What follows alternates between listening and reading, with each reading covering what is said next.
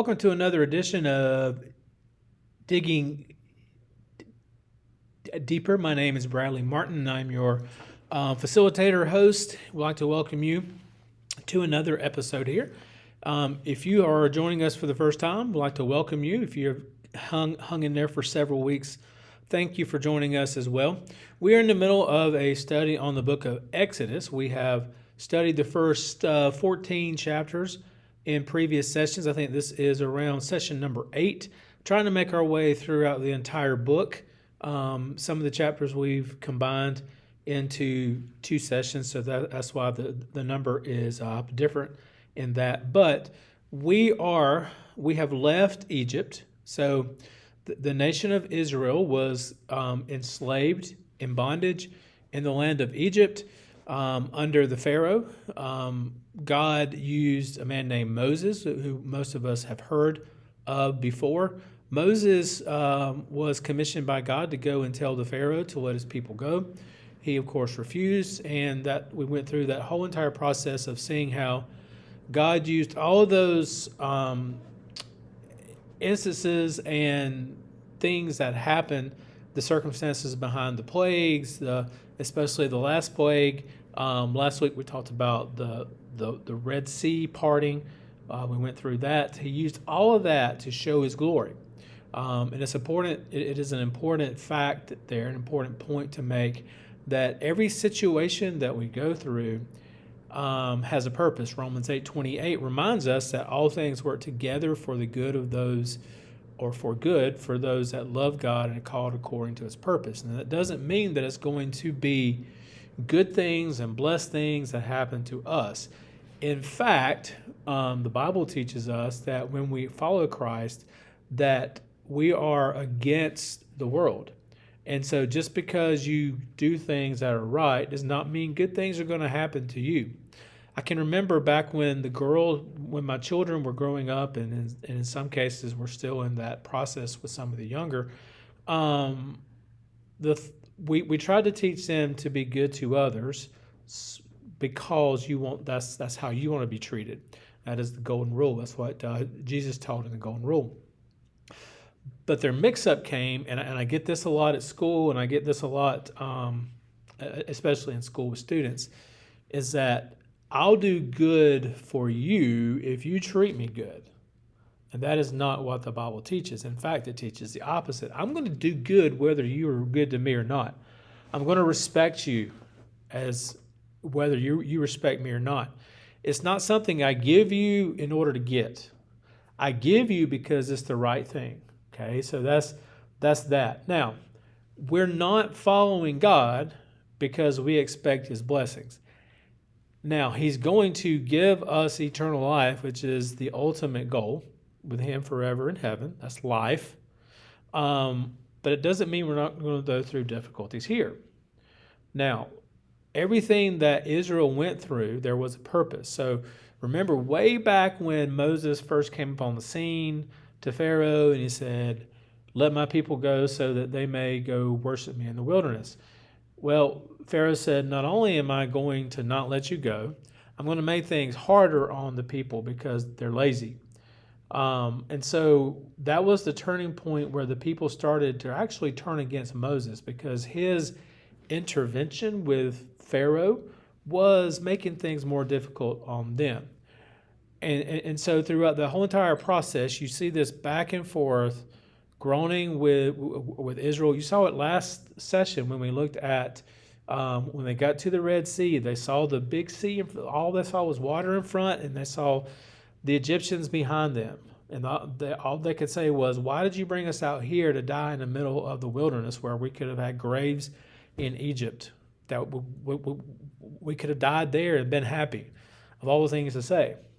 So now, as we've left Egypt, we've crossed the Red Sea, Egypt is no more.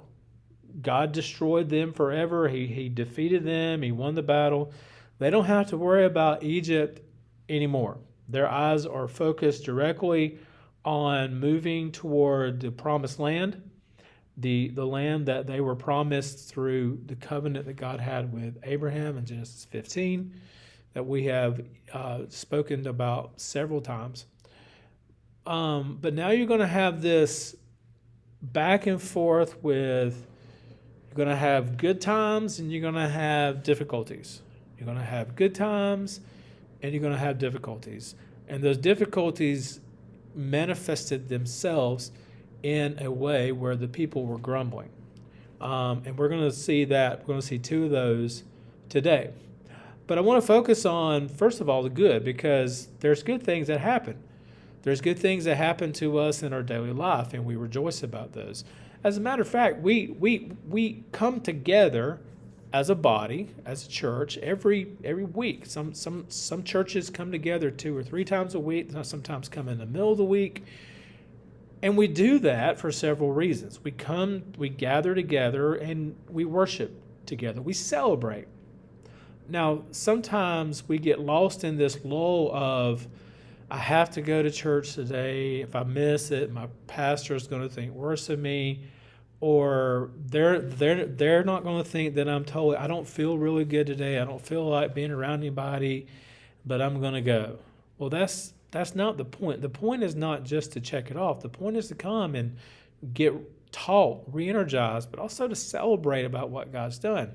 We sing songs of praise and worship, not because we need to take up 30 to 45 minutes of the time we're there together, but it's time that we come together and celebrate. We celebrate remembering what God's done, is doing, and what is about to do. Now, again, we know there's a storm that's either we're in the middle of, we just came out of, or we're about to hit into.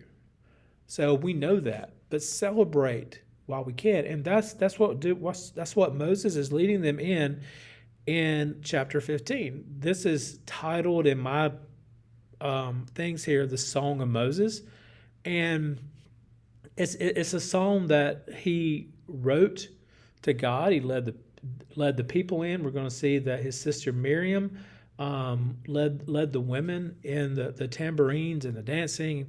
They're celebrating, and that's what we do. I'm going to read through this, not spend a lot of time on this, because there's a storm that's coming. There is a difficulty that's coming.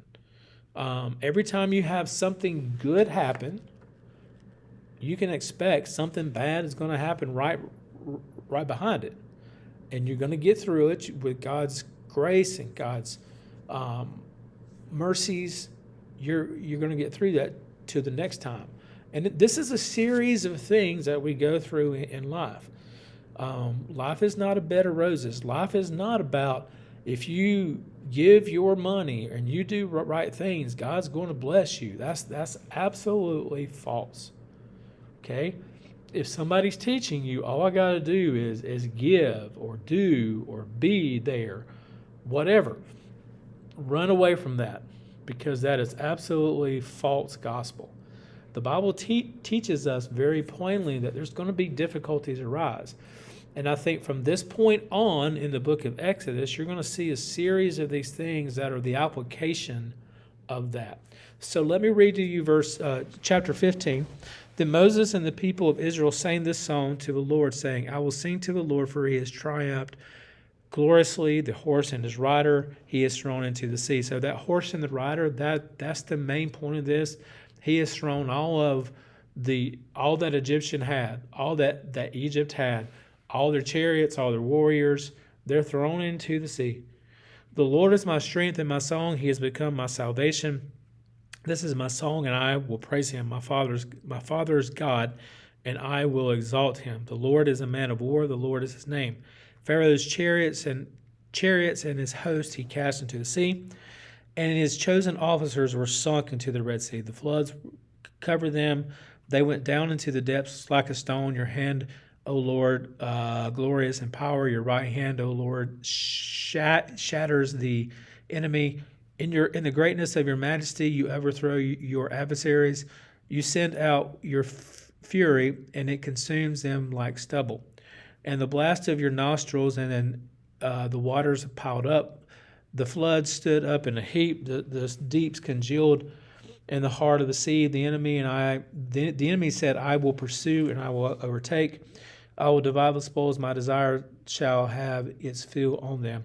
I will draw my sword, my hand shall destroy them. You blew with your wind, the sea covered them, like they sank like lead in the mighty waters. Who is like you, O Lord, among the gods? Who is like you, majestic in holiness, awesome in glorious deed, doing wonders? You stretched out your hand, your right hand, the earth swallowed them. You have led them in the steadfast love, the people whom you have redeemed. You have guided them by your side, your strength to your holy abode. The peoples have heard, they tremble, pangs have seized the inhabitants of Philistia. And now are the chiefs of Edom, dismayed. Trembling seizes the leaders of Moab, and the inhabitants of Canaan have melted away. Terror and dread fall upon them because of the greatness of your arm. They are still as a stone. Till your people, O Lord, pass by, till the people pass by whom you have purchased. You will bring them in and plant them on your own mountain, the place, O Lord, you have made for your abode, the sanctuary, O Lord, which your inhabitants have established. The Lord will reign forever and ever. Continues in verse 19, for when the horses of Pharaoh with his chariots and his horsemen went into the sea, the Lord brought them back, and the waters of the sea upon them. But the people of Israel walked on dry ground in the midst of the sea. Then Miriam, the prophetess, the sister of Aaron, took a tambourine in her hand. All the women went out after her with tambourines and dancing, and Miriam sang to them, sing to the Lord, for he has triumphed gloriously. The horse and the rider he has thrown into the sea. So you have this great celebration about what God has done. Now it's important to understand the importance of recording these events and sharing these events with children, with grandchildren, and all that, so that they can remember. You celebrate the victories. Okay, we don't often do that. We celebrate usually trying to get through things, but you need to celebrate your victories. Your church needs to celebrate and we do this at ours, when somebody accepts Christ as their Savior. We celebrate that. We celebrate them when they walk through baptism. Those are things we celebrate. There were several instances of these songs that were recorded in the Bible. A couple of those, Deborah and Barak's song in response to the victory over Sisera and Jabin of Canaan. Hannah's song at the birth of Samuel. Mary Mary, the mother of Jesus, had a song, and Elizabeth's upgreeting and Zachariah's prophecy after the birth of John the Baptist. These are instances where these people had an event that either happened or they were told an event. Mary's song, is called Magnificat in the Latin. Saying that as a side note, unimportant fact there. Those are things we celebrate. Now, I find it interesting here that the latter half of this song that Moses has penned for us to have for all of eternity is talking about things that are about to happen. He's talking about that the people of Philistia and Moab and Edom and the Canaanites, they all are hearing this and they're dreading. This has not, it's important to note, this has not happened yet. They haven't gotten to these battles yet. You won't see these actual battles occur until Joshua 1, when they cross over. Because what we're about to have, if you don't know, spoiler alert, we're about to have so much griping, in fact, that God's going to say, you know what, this whole generation is going to wander and die off before I let you enter. So you're going to have 40 years of wandering in the wilderness, where all these people that were griping and complaining, a generation is going to die. But in this moment, he's telling them that these people they haven't even really heard of. There's no evidence that the people of Israel would have even heard of people outside of their own land, because they were confined to Egypt, remember, for over 400 years. And so unless something that I'm missing is happening here, they wouldn't even have known about the people of the Philistines and the Edomites, the Canaanites, all these ites, Moabites, that they're about to have to go in that are inhabiting their land that they're going to have to go in and fight, but God's going to win the victory. So don't miss this fact that celebrations are an important key when there's a victory. We celebrate. Again, don't think of worship, music, and worship time just solely as something I have to endure or something I have to get through. We have to because of whatever. Yes, it is about God and worshiping God, but it's also about celebrating what God has done. God's done some great things, and the songs we sing should be indicative of that very thing. We shouldn't just sing songs just because we randomly choose things. We celebrate things that are important to us. Think about songs that you may have heard on the radio or listening to other music, and that one song sound that's so is so important to you. I can think of right now the song, and we sing it. All my life you have been faithful.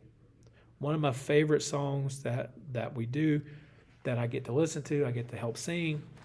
It just talks about the faithfulness of God, and it's so special to me because of the story that I've been through. Now, that story may be different for you, it may be different for other people, but I hope you have songs that you can sing and you can rejoice in when you hear those, that remind you of God's faithfulness and God's helping you through. And it may have been something that happened many years ago, or it may have happened yesterday, or somewhere in between. God's faithful, and we celebrate that. Now, moving forward, again, I told you there's a series of celebrations or good events that happen, and then there's always a backlash. There's always a reverbing or a negative echo that comes back at you, and sometimes it causes us to forget about the good things. For instance, when we have somebody that submits their life to Christ, submits their life to the Lordship of Christ, and gets saved, we'll tell them that yes, you're going to feel good right now. You feel that euphoric feeling, but Monday morning's coming and hell's coming with it, and you're going to feel like all the world's against you. You may even have family members that are against you. And that's difficult. It's difficult, especially for a new Christian. Right now, one of the podcasts that I listen to, they're going through Elijah. And Elijah is a really good illustration of this. Elijah on the mountain just destroyed the 450 prophets of Baal. God, that's the Super Bowl of things that happen in the Old Testament. And what happens right after that is you have Ahab and Jezebel, and Ahab, the weak and evil king, goes to Jezebel, the evil woman, strong evil woman, tells her all about this, and she says one thing, and she says, I'm going to have the death of Elijah happen. And Elijah gets word of this, and he gets scared. Okay, this great prophet, one of the greatest men in the Bible, especially in the Old Testament, one of the greatest prophets, allowed some of the voices to come into his head and started listening to those. Now, God came back and he recalled him and he recommissioned him and he nurtured him in such a way that he got back on the right track. But that happens to us here every day. That happened to Israel here. You have this great celebration, and then there's a storm right behind there. Verse 22, it says, and Moses made Israel set out from the Red Sea into the wilderness of Shur. So they have just come out of Egypt. They crossed the Red Sea. Remember where it said that God didn't lead them directly to the promised land or to Canaan, because they would see all of these people in these countries, and they, especially Philistia, and they would get scared because they thought they would have to run, and they would try to turn back away into into Egypt. So he led them into the wilderness here. It says they went 3 days into the wilderness, and they found no water. So, of course, we know that in order for us to survive, we have to have water. Now, the interesting thing here is that what did they just defeat? What natural thing did they just cross over? A big body of water. They just crossed the Red Sea. God showed that he was in charge of even the waters, where he split the waters in two, and he let them come over on dry land. And it was only really 3 days later that they found no water. When they came to Marah, they could not drink the water of Marah because it was bitter. Therefore, it was named Marah. Marah means bitter. And the people grumbled. Now, there's your next little difficulty. The people grumbled against Moses, saying, "What shall we drink?" And he cried to the Lord, and the Lord showed him a log, and he threw it in the water, and it became sweet. Then the Lord made for them a statute and a rule, and there he tested them, saying, "If you diligently listen to the voice of your Lord your God, and do what is right in his eyes, and give ears to his commandments, and keep all his statutes, I will put none of these diseases on you that I put on the Egyptians, for I am the Lord." They came to Elim, where there were 12 springs of water and 70 palm trees, and there they camped by the water. So they are in the wilderness. They've come here for 3 days, and the problem is they've got no water. The water that they just crossed over, while God defeated the waters there, it was, of course, a sea, so it was salty. They couldn't partake of that.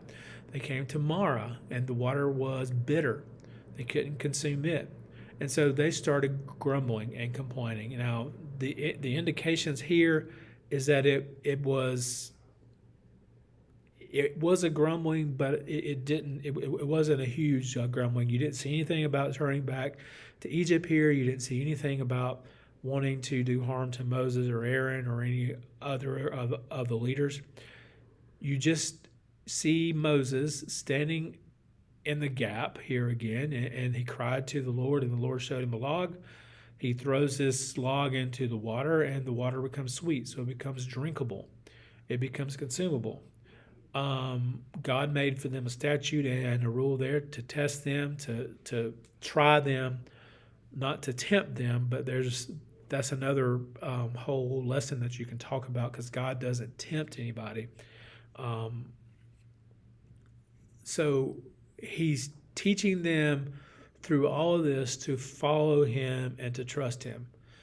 That is an entire different little rabbit hole or path that you can go down about God just desires you to trust him.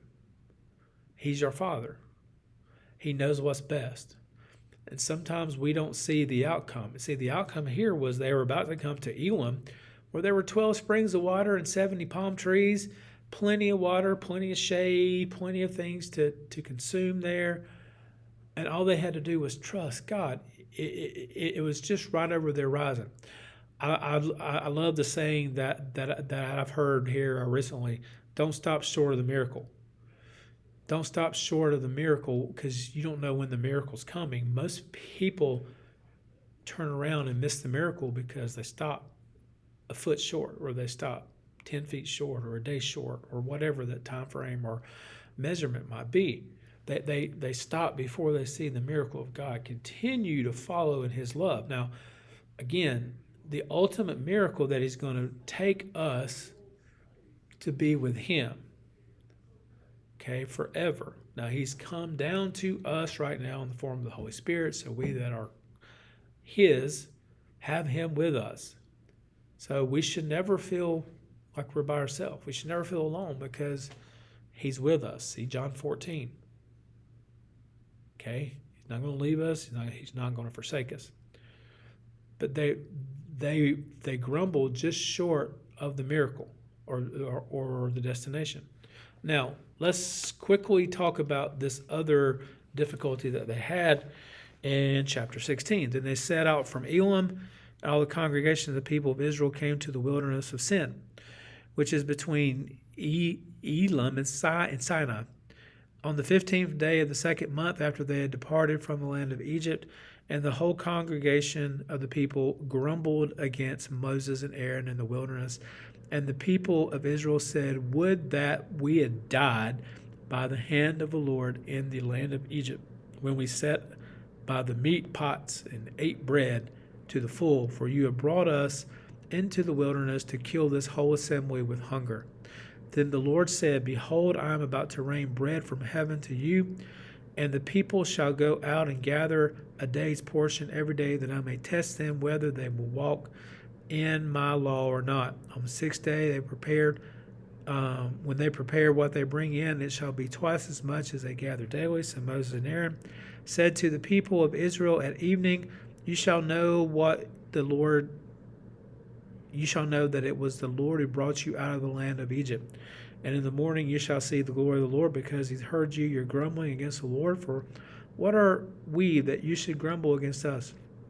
And Moses said, "When the Lord gives you in the evening meat to eat because in the wilderness to the full, because the Lord has heard your grumbling, that you grumbled against him, what are we? Your grumbling is not against us, but the Lord." So let me stop there for just a moment and talk about that. So they set out from where the waters were.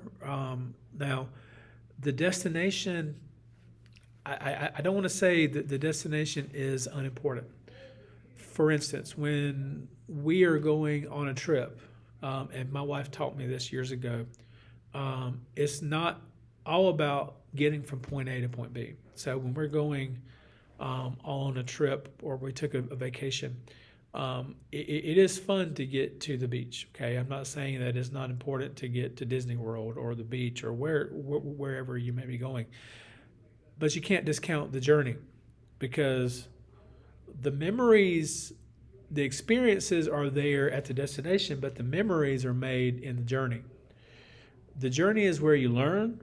The journey is where you love. If you find yourself in a car with somebody for a long amount of time, you learn all kinds of things about them. Heard this said the other day in one of the classes. If I ride with you from here to Anderson, if you're local, that's about a half an hour away from here. I don't know much about you. Now, I can talk to you and I can get to know you a little bit about you.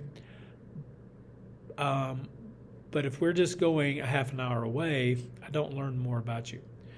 But if we're going to the beach from here, which is 4.5, 5 hours away, and I'm in the car with you, I'm going to learn a lot about you. I'm going to find out what kind of things you talk about, because you're just with them a lot. Your destination is still there,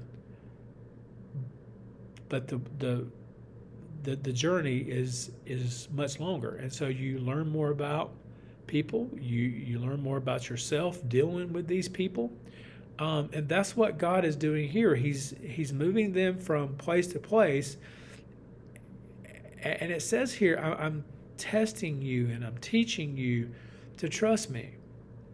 Okay, if you look far off in the future of the nation of Israel, once everything is established, they start looking at these other countries and other nations, and they see that these nations have kings, and they start saying, I like these nations that have kings. They have one person that takes care of them. But they lost trust in the fact that God was the one that they needed to trust, not the nation, not a king. And so they begged for a king, and that was in Samuel, 1 Samuel, the first part of that. And God says they're grumbling not against you, Samuel, the prophet, but against me. They're saying the same thing here. The grumbling is not against Moses and Aaron; it's against the Lord. I'm just the person in charge. So, for instance, when I'm in class or when I'm in school, and there are certain rules that I have to enforce, I'm not the maker of those rules. So if I make somebody follow the rules and they get mad and upset, I'm just the spokesperson for the rules. The principal of the district has made those rules.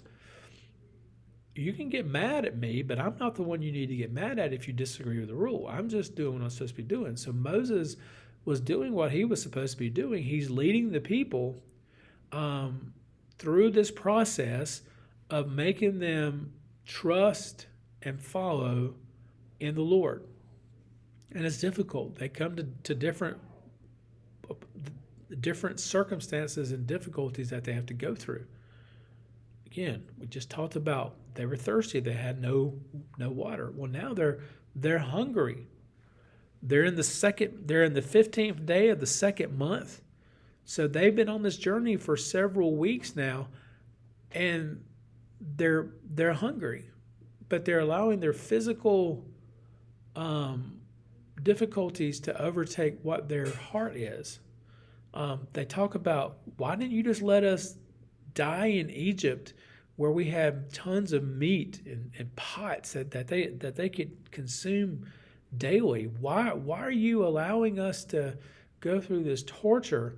And they forgot all about the difficulties that they were in Egypt. These people were crying out to God, saying, deliver us from the hand of Pharaoh, because we're so miserable here.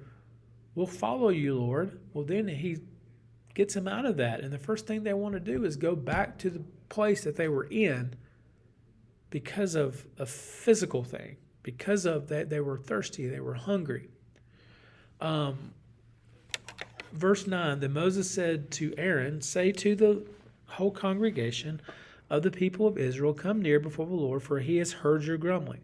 As soon as Aaron spoke to the whole congregation of the people of Israel, they looked down toward the wilderness, and behold, the glory of the Lord appeared in the cloud. So God's appearing to them. The Lord's appearing. And the Lord said to Moses, I have heard the grumbling of the people of Israel. Say to them, at twilight you shall eat meat in the morning. You shall be filled with bread. Then you shall know that I am the Lord. In the evening quail came up and covered the camp. In the morning dew lay around the camp. And when the dew had gone up, there were on the face of the wilderness a fine flake-like thing, fine as frost on the ground. When the people of Israel saw, they said to one another, what is it? For they did not know what it was. And Moses said to them, it is the bread that the Lord has given you to eat. This is what the Lord has commanded. Gather each one of you as much as you can eat. So they're allowed to take up everything that they can eat in one sitting. You shall each take an omer according to the number of the persons that each of you have in his tent. So they were able to gather what they needed. And the people of Israel did so. They gathered some more, some less, but when they measured it with an omer, whoever gathered much had nothing left over, and who had gathered little had no lack. So ones who had plenty, they had what they needed. The ones who had just a little bit, they had what they needed. They didn't want any more. Moses said to them, let no one leave any of it over till morning. But again, we got good thing happening. We got food.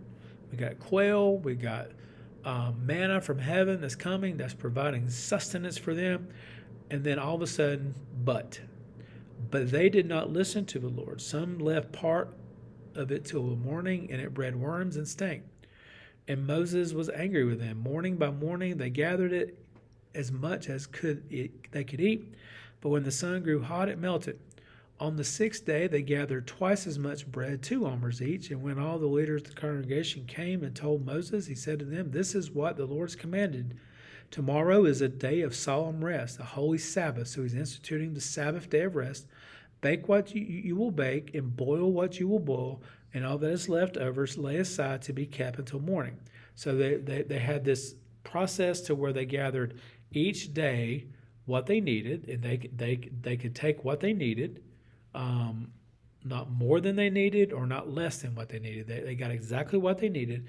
On that 7th day, the 7th day was going to be a day of rest. So on the 6th day, they were told to gather twice as much for that next day, so they wouldn't have to go out and do that. Let me see where I left off. So they laid aside till morning as Moses commanded them, and it did not stink, and there were no worms in it. Moses said, eat it today, for today is a Sabbath to the Lord. Today, today you will not find it in the field. 6 days you will gather, but on the seventh day, which is the Sabbath, there will be none. On the seventh day, some of the people went out to gather, but found none. And the Lord said to Moses, how long will you refuse to keep my commandments and my laws? The Lord has given you the Sabbath. Therefore, on the sixth day, he gives you bread for 2 days. Remain each of you in this place, for let no one go out of his place on the Sabbath day, said the Lord. So the people rested on the seventh day. Now, the house of David called its name manna. It was like a coriander seed, white, and the taste of it was like wafers made with honey. Moses said, this is what he has commanded. Let an omer of it be kept throughout your generations, so that they may see the bread from which I fed you in the wilderness when I brought you out of the land of Egypt. And Moses said to Aaron, take a jar and put an omer of manna in it and place it before the Lord to be kept throughout your generations. As the Lord commanded, Moses and Aaron placed it before the testimony to be kept. The people of Israel ate manna 40 years till they came to a habitable land.